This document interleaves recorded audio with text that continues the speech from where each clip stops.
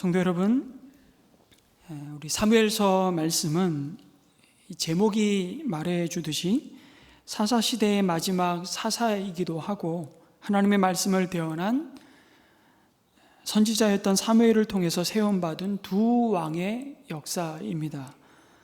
바로 그 두 왕은 잘 아시는 사울 왕과 다윗 왕입니다. 그들을 통해서 하나님만이 이스라엘의 진정한 왕이시고 하나님의 대리 통치자로 부름받은 이 인간 왕이 어떻게 하나님의 뜻을 그 언약의 백성인 이스라엘 가운데 이루어 드려야 하는지를 말씀해 주는 본문이 사무엘서 말씀입니다. 그런데 그 이야기의 시작을 이 사무엘서는 불임으로 고통받는 한 여인의 이야기로 시작합니다. 그 이름은 바로 한나입니다. 이스라엘이 사사시대에서 왕정시대로 넘어가는 이 한 민족의 서사를 한 여인의 고통 이야기로 시작하는 것이 좀 흥미롭습니다. 사실은 한나라는 여인이 아기를 갖지 못하는 이 불임의 상황은 한 개인의 슬픔과 고통의 이야기가 아니라는 것이죠. 하나님의 거룩한 백성인 이스라엘이 처한 상황이 바로 이러한 영적 불임의 시대였음을 사실은 보여주는 겁니다. 그들이 하나님이 약속으로 주신 가나안 땅은 차지했을지 몰라도 점점 시간이 지나감에 따라 그들의 삶은 가나안 족속을 쫓아내지 못하고 오히려 점점 가나안화 되어 갔습니다. 가나안 족속이 섬기는 우상을 따르면서 토착 문화에 의해서 내가 거룩하니 너희도 거룩하라는 그 하나님의 구별된 백성으로서의 정체성은 허물어져 갔습니다. 당연히 세상과 하나님 사이의 제사장 나라로 부르신 그 사명도 감당할 수가 없었습니다. 대표적으로 그것을 보여주는 인물이 엘리와 그의 두 아들 홈리와 비느하스라는 사실을 우리는 사무엘서 3장에서 또 확인하게 되죠. 이스라엘이 하나님의 백성다운 열매를 전혀 맺지 못하고 있었다는 것입니다. 사사기 말기의 이스라엘은 어디를 가도 하나님의 자녀를 찾아보기가 힘들었습니다. 하나님의 사람들이 부재한 시대, 그 시대가 곧 사사기였습니다. 마치 아이를 낳지 못하는 한나처럼 더 이상 이스라엘도 경건한 하나님의 후손을 만들어내지 못했습니다. 당시 경건의 아이콘이라고 할 수 있는 엘리 제사장은 오늘 본문에서 보듯이 기도하는 여인과 술 취한 여인조차 구분하지 못했습니다. 그의 아들들은 악했고 하나님의 예배를 멸시했습니다. 이런 점에서 한나는 사사시대라는 이 절망의 상태를 보여주는 한편의 그림이라고 할 수 있습니다. 여러분, 이 한나는 오늘 말씀해 보니까 에브라임 지파에 속한 엘가나의 아내였다고 소개되고 있습니다. 바로 이 한나의 남편인 엘가나는 이런 어두운 사사 시대 속에서도 매년 온 가족을 데리고 실로에 있는 성소로 올라가서 화목 제사를 드리고 가족이 주님 앞에서 함께 식사하는 일을 놓치지 않았던 나름 경건한 사람이었습니다. 그런데 이 엘가나에게는 한나 외에도 분인나라는 이름을 가진 아내가 있었다고 말씀합니다. 여러분, 보통 이스라엘 가정은 우리가 보통 생각하는 것처럼 모든 가정들이 일부 다처제는 아니었습니다. 대체로 일부 일처제를 따르고 있었습니다만 한 사람이 여러 명의 아내를 맞이하는 것은 우리 조선시대를 생각해 보면 이해가 되죠. 첫째 아내가 후손을 두지 못하는 경우에 그 당시 흔히 이루어지는 풍습이었고 문화였습니다. 그래서 엘가나의 경우도 첫째 아내 한나가 아이를 갖지 못했기 때문에 후손을 이어갈 목적으로 분인나를 둘째 아내로 맞이한 것으로 보입니다. 비록 두 아내를 두었지만 그것이 자신의 탐욕을 좇은 결정 같아 보이지는 않습니다. 말씀드린 대로 엘가나는 매년 한 번씩 성막에 있는 실로로 자신의 가족들을 데리고 가서 하나님께 제사를 드릴 만큼 신실했고 경건한 믿음의 사람임을 알 수 있습니다. 아무튼 그럼에도 한 지붕 아래 두 아내가 있다는 것은 여러분 그 자체로 다툼과 시기와 갈등을 동반할 수밖에 없음을 보여줍니다. 엘가나의 기대대로 둘째 부인 분인나는 자녀를 낳고 또 낳게 됩니다. 그런데 그렇게 세월이 지나갈수록 엘가나의 가정은 소원은 이루어졌지만 그 후손들로 인해서 큰 기쁨과 감사가 있어야 되는데 전혀 그렇지가 않습니다. 왜 그렇습니까? 화목이 사라졌기 때문입니다. 둘째 아내 분인나는 엘가나의 자녀들을 낳은 후에 굉장히 당당해졌습니다. 첫째 부인 한나를 업신 여겼습니다. 괴롭힙니다. 여러분, 그 시대가 이 한나를 바라보는 시선이 바로 분인나의 태도입니다. 시집은 왔지만 아이를 낳지 못한 여인을 향해 가졌던 생각은 분명했습니다. 필시 저 여자는 하나님께 죄를 지어 벌을 받고 있거나 아니면 아예 더 심하게 하나님에게서 그 은혜에서 끊어진 여자라고까지 보았던 것입니다. 그러니 분인나의 태도는 거칠 것이 없었습니다. 그것이 분인나가 한나를 괴롭히고 업신 여길 수 있었던 이유였기 때문이죠. 여러분, 예나 지금이나 분인나를 곧 악하다고 보아야 할지 말아야 할지 성경이 명확하게 분인나는 참 악하다라고 지적하고 있지는 않지만 예나 지금이나 악인들이 하나님을 무시하면서도 오히려 더 잘 먹고 잘 사는 것처럼 보입니다. 세상은 언제나 그런 식으로 돌아가기 때문이죠. 그것 때문에 우리 성도들은 낙심에 빠질 때가 있습니다. 그러나 그것보다 성도들이 낙심하는 더 본질적인 이유는 오히려 이런 것입니다. 우리가 하나님의 약속을 믿고서 신뢰하며 인내하는 모습을 오히려 불신자들이 보면서 그것은 하나님이 우리를 저주하시는 증거라고 주장할 때입니다. 그렇게 세상은 신자를, 성도를 조롱하죠. 내 하나님이 도대체 어디 있느냐고, 있기는 한 거냐고. 그런데 너의 모양이 왜 그 모양 그 꼴이냐는 것이죠. 하나님 아버지가 당장 우리 자녀들에게 복을 베풀어 주시지 않는다 해서 우리가 믿는 하나님이 계시지 않거나 하나님으로부터 벌을 받아 고난당하는 것이라고 불신자들이 우리 스스로 그렇게 생각하지 않아도 비난할 때 이때 우리는 정말 절망할 수밖에 없습니다. 그런데 6절에서 이 한나의 처지를 이렇게 말씀하죠. 주님께서 한나의 태를 닫아 놓으셨으므로. 누가요? 주님께서, 하나님께서 한나의 태를 닫아 놓으셨으므로 그의 적수인 분인나는 한나를 괴롭히고 업신여겼다. 여기서 우리는 이 한나의 처지 속에서 하나님의 속마음을 엿보게 됩니다. 그것은 열매가 있어야 될 여인에게는 열매가 없고 어쩌면 열매를 맺지 말아야 될 여인에게는 지금 열매가 있다는 것입니다. 이건 뭘 얘기하고 싶었던 걸까요? 그것은 사사시대 이 백성들의 이 영적인 상태를 그대로 반영하고 고발한 그림이라는 것입니다. 이 그림이 설명하고 싶은 메시지의 초점은 이 언약의 백성, 하나님의 백성들에게 열매를 맺어야 될 삶의 자리에는 열매가 없고 맺지 말아야 될 삶의 자리에서 그 자리에는 더 더럽고 추악하고 악한 열매를 주렁주렁 맺고 있는 현실을 그대로 고발하고 있는 것이죠. 혹시 그 사사시대의 결론이 여러분 어떻게 끝나는지 아십니까?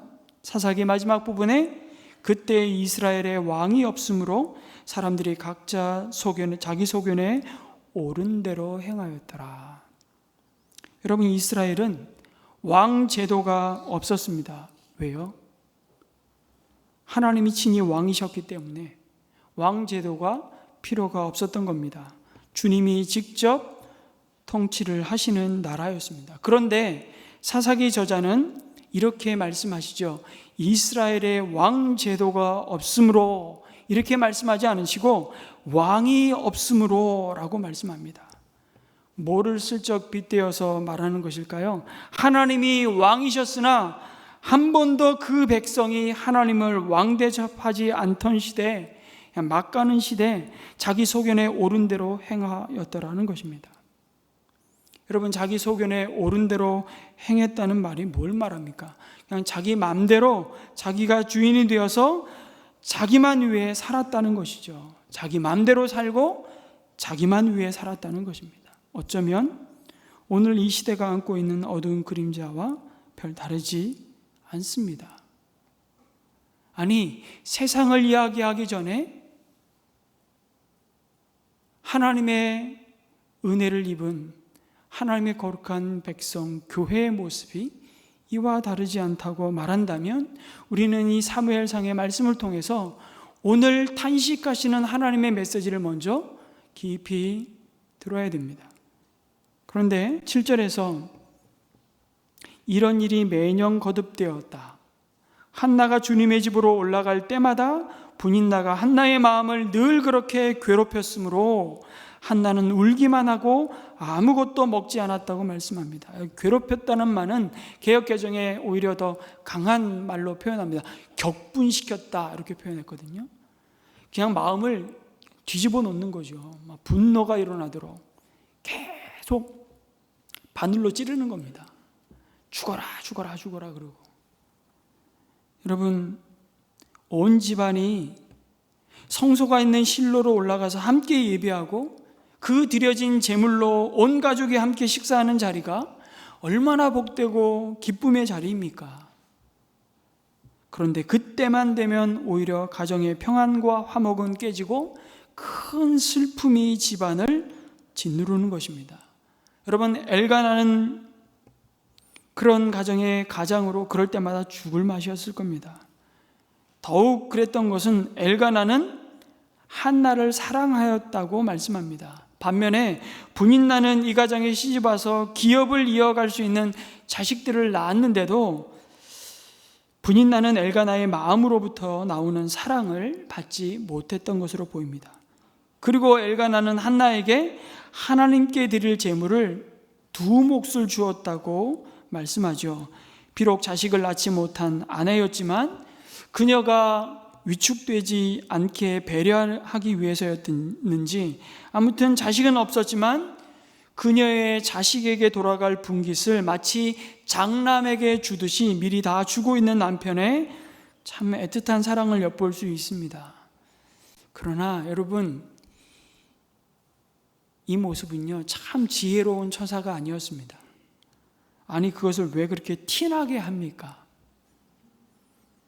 그것은 분인나를 비롯한 다른 가족들과의 관계에서 한나를 더욱 괴롭게 하는 처사였습니다.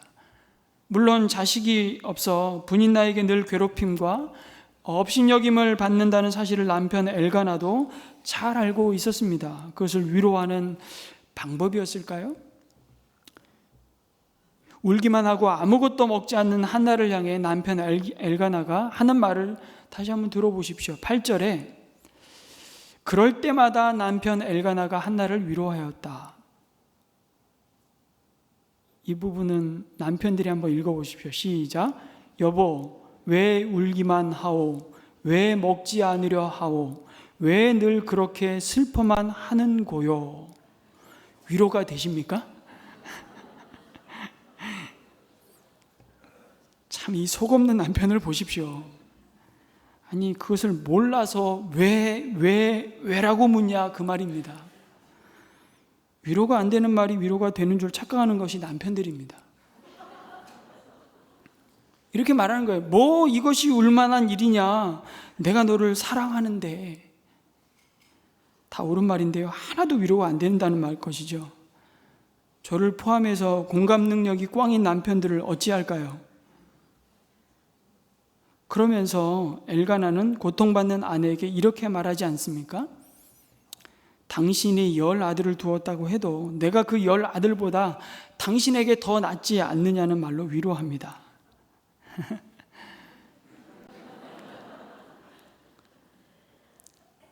그러나 한나에게도 위로가 안 될 뿐만 아니라요, 그 얘기를 듣는 분인나는 더 화가 나는 겁니다. 남편의 그와 같은 마음을 여러분, 분인나가 모를 리 있겠습니까? 그러니 분인나는 더 질투심에 사로잡혔을 겁니다. 여인의 질투심은 참 무섭습니다. 그럼에도 남편은 이 아내들 사이의 문제를 근본적으로 해결할 능력이 없음을 오늘 본문이 보여줍니다. 그냥 세월이 지나가기만을 기다릴 수밖에 없는 처지였던 것이죠. 한나의 마음에는 정말 바람잘 날이 없었습니다. 보기조차 싫은 사람과 한 집안에서 밤낮 얼굴을 맞대고 살아야 하는 것만큼 그럼 지옥이 어디 있을까요? 가정도 한나에게는 피난처가 될 수 없었고요, 남편도 한나에게는 위로가 될 수 없었습니다. 이런 한나에게 분인나는 누구였다고요? 적수였다고 말합니다. 이건 사실 이 단어는 나라와 나라 사이의 원수 같은 대적 가운데 있는 나라와 나라 사이의 관계를 설명할 때 쓰는 단어예요. 적수였다고. 원수가 한 집안에서 사는 겁니다. 여러분, 우리 이 말씀 속에 이렇게 물을 수 있습니다. 여러분에게 분인나는 누굽니까? 우리는 이런 말씀을 들으면 늘 나는 한나라고 생각하고 상대방은 다 분인나라고 생각해요. 내가 분인나일 수 있습니다. 여러분에게는 그럼에도 이와 같은 분인나가 없습니까? 여러분 마음에 분을 일으키는 분인나가 누굽니까? 분인나는 바람 피우는 남편일 수도 있고요, 여러분의 분인나는 빈둥거리며 돈이나 뜯어가는 시동생일 수도 있습니다. 여러분의 분인나는 자기밖에 모르는 시어머니일 수도 있습니다. 여러분의 분인나는 보기만 하면 시샘하고 투정하는 올케일 수도 있습니다. 여러분의 분인나는 늘 늙은 부모를 맡겨놓고는 얼굴 한번 내밀지 않는 형제일 수도 있습니다. 여러분의 분인나는 부모의 재산을 혼자 독차지하지 않은 형제일 수도 있습니다. 여러분의 분인나는 신앙생활을 못하게 그냥 계속 핍박하는 남편일 수도 있습니다. 아니, 사치하며 돈을 낭비하는 아내일 수도 있습니다.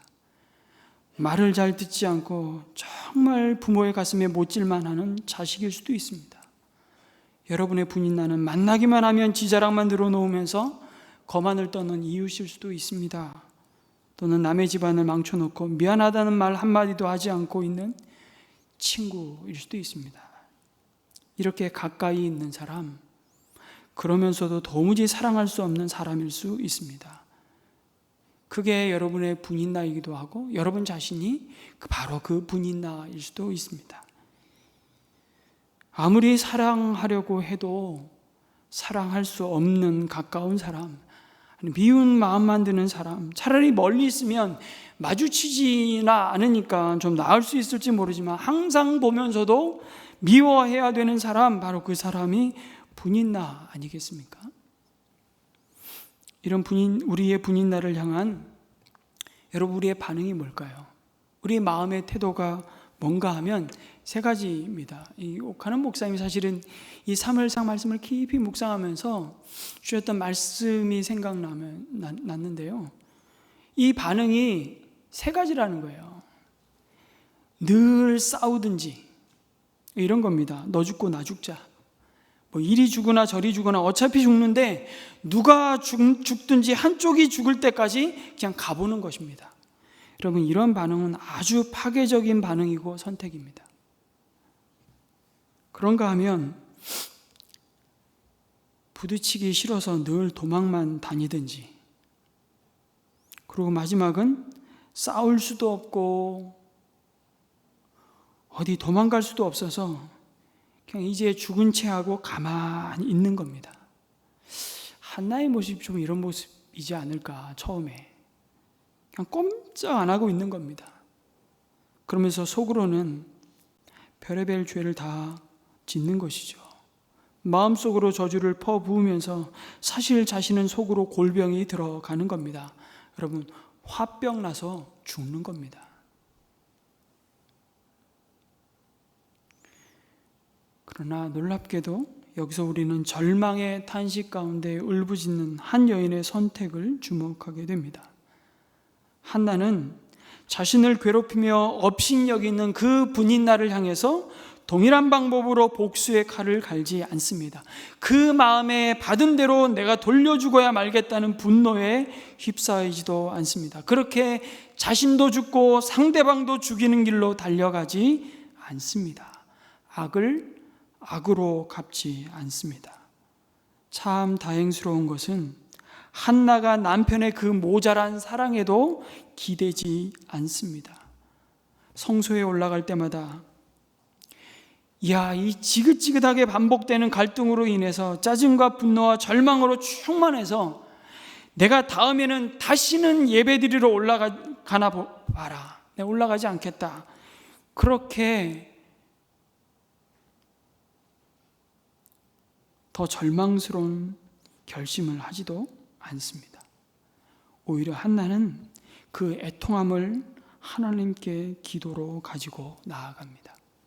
한나는 그 절망스러운 탄식을 누구에게요? 하나님께 쏟아 놓습니다. 남편의 사랑을 넘어 하나님만이 채우실 수 있는 자리로 나아가는 그 한나의 모습을 보여줍니다.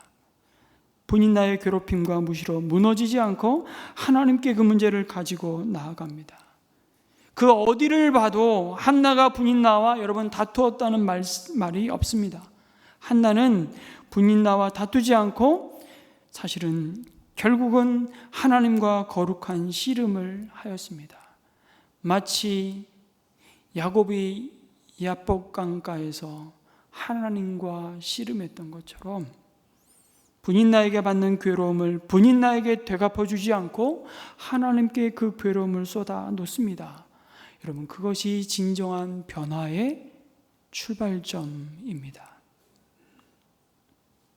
내 인생에 일어난 이 풀 수 없는 문제들의 답이 사람에게 있는 것이 아니라 하나님에게 있다는 것을 인정하고 그 하나님께 달려나가는 것, 그것이 참된 신앙의 시작입니다. 하나님은 이 때를 기다리고 또 기다리고 계셨습니다. 여러분 정말 잘 보시면 엘가나 집안의 모든 갈등과 문제의 원인이라고 할 수 있는 한나가 아이를 갖지 못하는 이 상황을 성경이 어떻게 말씀한다고요? 주님께서 한나의 태를 닫아 놓으셨다고 2번씩이나 반복해서 말씀합니다. 그리고 그렇게 하심으로 한나가 분인나로부터 괴롭힘과 업신여김을 받는 처지에 놓였잖아요. 그럼에도 하나님은 그 상황을 허락하십니다. 바로 이것이 인생이 마주하는 모든 고통과 고난 앞에서 풀리지 않는 특별히 성도의 딜레마입니다. 딱히 이유 없는 고통이 있다는 것입니다. 아니, 이유를 알 수 없는 고통일 것입니다. 그런데 오늘 한나의 고통을 통해 하나님이 주시는 메시지는 무엇입니까? 때로 하나님께서 허락하시고 때로는 침묵하시고 심지어 방치하시는 것처럼 보이는 헤아릴 수 없는 이유 없는 고통이 오히려 하나님의 은혜를 얻게 하고 하나님께 더 가까이 나아가 엎드리게 하는 하나님만이 하실 큰 일을 이루는 계기가 된다는 사실이죠. 여전히 우리는 다 볼 수 없습니다. 여전히 우리는 우리를 향하신 하나님의 그 놀랍고 크신 계획을 다 헤아릴 수 없습니다. 그러나 분명한 것은, 확실한 것은 그 어떤 상황 속에서도 하나님은 당신의 사랑하는 자녀를 주목하여 바라보신다는 겁니다. 어떤 상황 속에서도 그 자녀를 향해 그 자녀를 포기하지 않으신다는 신뢰입니다. 여러분, 엘가나는 한나를 사랑하지만 한나의 문제를 해결할 능력이 없었습니다. 그래서 우리에게 찾아오는 인생의 문제들 앞에 우리가 확인하는 것이 무엇입니까? 그래서 우리는 그 문제 앞에 비로소 마침내 겸손히 하나님의 도우심과 그 은혜를 구하며 하나님의 일하심을 의지하게 된다는 것입니다.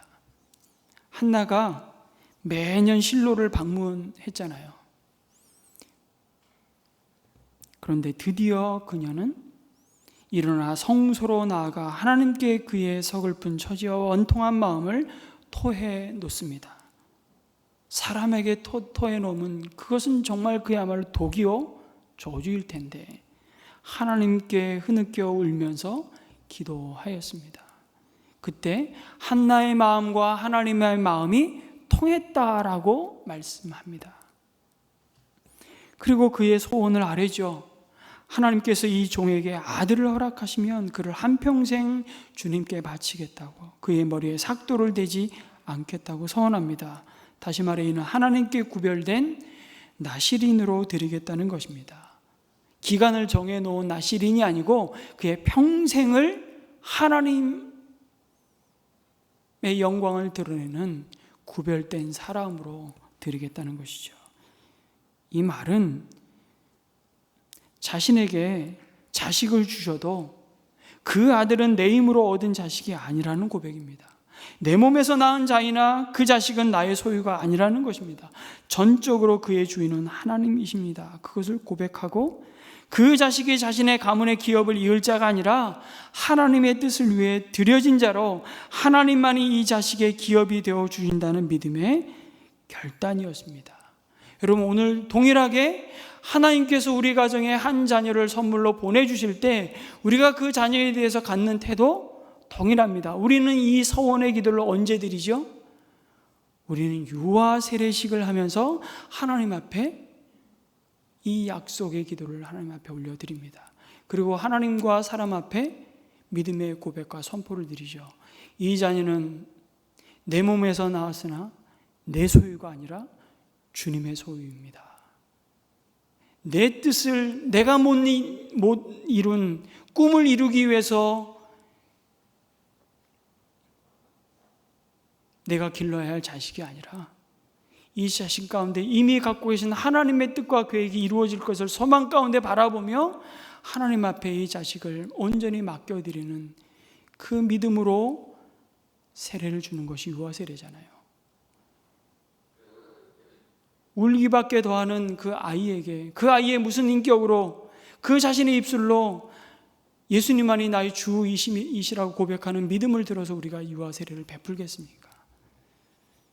부모를 통해서 주신 이 언약이, 구원의 언약이 이 자녀에게 이어지고 이어져 갈 것을 우리가 믿는 믿음으로 유아 세례를 드리는 것입니다. 그녀가 드리는 이 기도에 여러분 우리가 주목해야 될 것은 중요한 변화가 있었다는 것입니다. 여러분, 한나가 제발 저에게도 아기를 주십시오, 아니 수도 없이 기도하지 않았겠습니까? 얼마나 간절히 기도하지 않았겠습니까? 그런데 어느덧 그녀의 기도가 바뀌었다는 것입니다. 기도가 하나님의 뜻하신 바를 따라 구하는 기도로 바뀌었습니다. 아이 하나 낳는 결과는 똑같은 것이지만 그것을 구하는 기도의 그 중심과 동기와 목적이 바뀌었다는 것입니다. 나도 아들 없는 한을 풀고 남들 보란 듯이 떵떵거리고 살고 분인 나의 코를 그냥 납작하게 하고 엘가나에게 좀 큰 소리 치고 그러기 위해서 기도를 해왔던 한나가 다 사라지고 하나님과 단둘이 대면해서 하나님의 영원하신 뜻이 이루어지는 통로가 되게 해달라고 한나는 기도하기 시작합니다. 한나가 하나님께 서원의 기도를 드린, 약속의 기도를 드린 내용이 바로 그것입니다. 더 이상 경건한 자손을 낳지 못하는 불임증에 걸린 그 이스라엘을 바라보시는 그 하나님의 슬픔이 기도하는 이 여인 한나에게 전해졌다고 볼 수 있는 것이죠. 그래서 기도하던 한나는 하나님이 아들을 주시면 이 아들만큼은 하나님이 원하시는 경건한 자손으로 키우고 싶다는 열망을 품게 됩니다.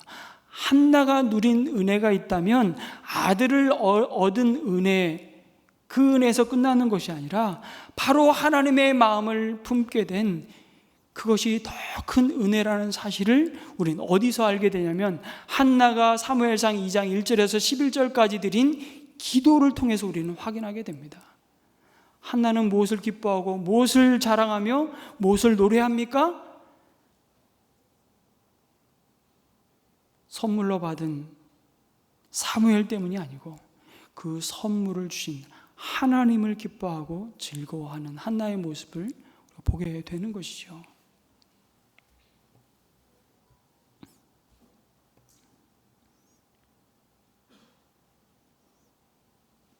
이 아들만큼은 정말 인류대학 보내고 싶고 이 아들만큼은 좋은 직장 보내고 싶고, 이 아들만큼 분인 나가 시기할 정도로 보란듯이 세상에서 성공시키고 싶었던 것이 아니라 정말 이 아들만큼은 이 시대의 하나님의 아픔과 눈물을 닦아주는 아들로, 하나님의 마음을 알고 하나님의 마음을 시원케 해드리는 그 아들로 키우고 싶은 소원을 주시고 그 일에 헌신하는 약속의 기도를 드립니다. 하나님은 그 한나의 기도를 기쁘게 받으셨습니다. 우리는 이렇게 생각할 수 있습니다. 한나가 소원 기도를 드리니까 하나님이 감동받으셔서 태문을 여시고 그녀에게 아들을 주셨구나.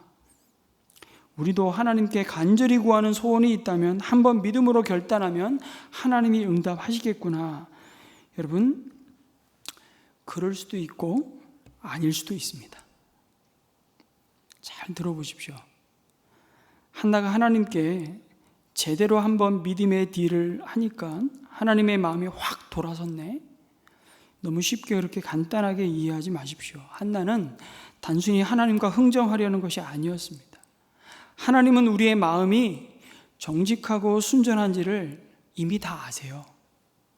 인생의 절박한 상황과 고통스러운 그 상황 속에서 우리의 마음이 단순히 하나님과 거래하려는 것인지, 아니면 정직하고 진실한 마음에서 드리는 서원인지, 우리 자신보다도 하나님은 우리 자신을 더 잘 아십니다. 우리는 우리 스스로도 속이잖아요. 우리는 우리 자신에게 깜빡 속아 넘어간다니까요. 괜찮은 사람인 것처럼. 여러분, 바리새인들 너무 외식하지만 바리새인들이 얼마나 대단한 경건의 사람들이었는지 모릅니다. 그런데 바리새인이 왜 그렇게까지 예수님으로부터 심한 책망을 받는데도 왜 그걸 깨닫지도 못하고 돌이키지도 않죠? 자신은 죽었다 깨어나도 자신을 그렇게 생각하지 않기 때문입니다. 스스로 속고 있는 거예요. 여러분, 하나님 다 아세요. 오히려 하나님은 이미 그녀의 몸에서 이스라엘로 하여금 자기 소견에 옳은 대로 행하던 그 불순종의 사사시대를 끝내고 정말 신실한 하나님의 종들을 세우시기 위해 사무엘을 예비하셨습니다. 그리고 그를 이 땅에 보내실 태로 한나를 그 마음에 계획하셨을 겁니다. 그런데 그때를 하나님은 기다리셨고요.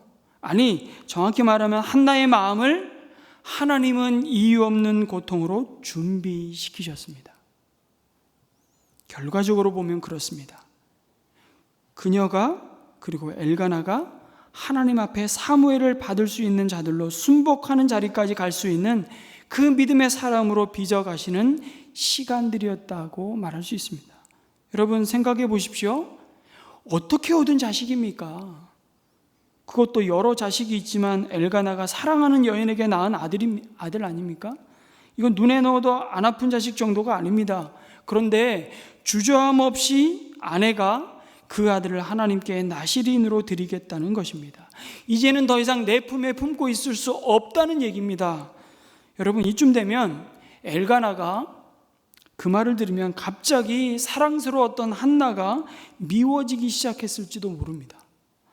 그런데 엘가나의 믿음도 하나님은 그렇게 준비시키시지 않았나 싶습니다. 엘가나가 뭐라 그럽니까? 23절에 우리 읽지는 않았지만 이렇게 말하죠.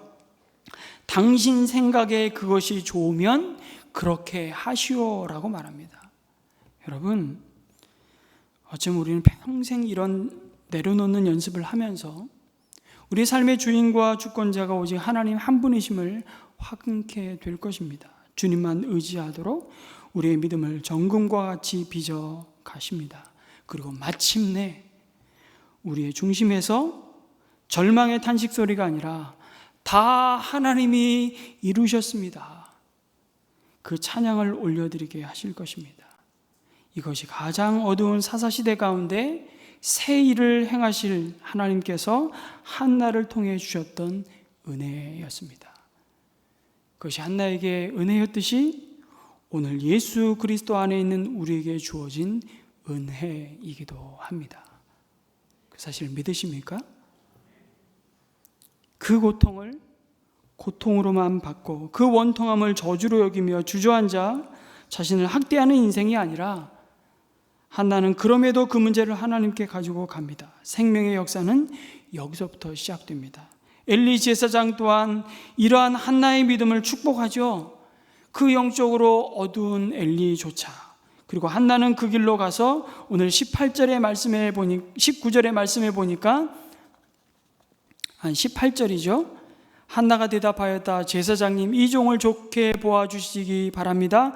한나는 그 길로 가서 음식을 먹었다. 그리고 그 다음 표현이 중요합니다. 다시는 얼굴에 슬픈 기색을 띠지 않았다. 다시는 저주스럽게 여길 수밖에 없는 상황을 체념한 채 더 이상 슬픔의 수레바퀴를 반복해서 돌리지 않았다는 겁니다. 그리고 잠잠히 그 상황을 하나님이 행하시를 기대하며 기다리는 믿음의 모습을 보여줍니다. 이제 한나는 집으로 돌아가는데 마치 기도응답을 받은 사람이 모든 문제가 다 해결되었다고 생각하는 것처럼 홀가분한 마음으로 돌아갑니다. 참으로 놀라운 일이 아닐 수 없습니다. 여러분 보시다시피 아직 아무 일도 일어나지 않았기 때문이죠. 그녀에게는 여전히 아기가 없습니다. 그런데 어떻게 맛있게 식사하고 다시는 얼굴에 슬픈 기색을 띠지 않았을 뿐만 아니라 분인나의 조롱과 비난 속에서도 한 채 흔들림 없이 믿음으로 확신에 찬 기쁨을 누릴 수 있었을까요? 그 믿음의 비밀은 서원의 기도, 약속의 기도에 있습니다. 서원 기도는요, 이런 겁니다. 내 인생의 미래를 주님께 맡겼기 때문에 비록 기도가 내가 원하는 때, 내가 원하는 방식으로 당장 응답되지 않더라도 하나님이 반드시 응답하실 그 미래의 기쁨을 줌 렌즈를 당겨서 내 앞에서 영광의 눈으로 보는 겁니다. 그리고 오늘 해답이 없는 그 현재를, 그 기쁨을 가지고 살아가겠다고 굳게 헌신하는 것이죠. 여러분, 오늘도 우리는 이 시간 살아계신 하나님께 예배합니다. 그리고 살아계신 하나님이 우리 가운데 말씀하십니다. 이 예배가 우리를 가장 잘 아시고 우리를 가장 사랑하시며 우리의 삶을 가장 최선의 길로 인도하실 주님께 사실 우리의 전부를 다시 전적으로 맡겨드리는, 서운으로 드리는 기도이기를 축복합니다. 아멘. 우리 삶에도 여전히 아기가 없습니다. 문제는 여전히 남아 있습니다. 삶에 풀어가야 할 문제들은 진도가 나가지 않습니다. 그러나 우리 안에 다시는 얼굴에 슬픈 기색을 띠지 않을 수 있는 이유는 이미 우리 안에 너무나도 분명한 소망과 답이 되어주신 분이 함께 하시기 때문입니다. 그분이 바로 예수 그리스도이십니다. 아멘. 요한일서 5장 4절에서 5절은 그래서 그 주님을 품은 자들을 향해 이렇게 말씀합니다. 같이 읽겠습니다. 시작. 대저 하나님께로서 난 자마다 세상을 이기느니라. 세상을 이긴 이김은 이것이니 우리의 믿음이니라. 예수께서 하나님의 아들이심을 믿는 자가 아니면 세상을 이기는 자가 누구냐? 우리의 기도를 들으시는 하나님, 칠흑 같은 어둠 속에서도 기도하며 우리의 참된 소망이 되신 예수 그리스도를 바라보며 이미 죄와 사망에서 승리하신 그 이김이 우리에게 약속으로 주어졌음을 확신하는 믿음으로 오늘도 우리를 두신 삶의 자리에서 승리하시는 우리 모든 성도들 되시기를 축복합니다. 우리의 기도가 정말 문제 하나 해결하는 강구에서 더 나아가 그 문제를 넘어 주님께 우리의 삶이 새롭게 주님께 온전히 헌신하여 드려지는 은혜와 함께 절망의 탄식을 넘어 찬양으로 나아가는 은혜가 있기를 주님의 이름으로 축복합니다. 아멘.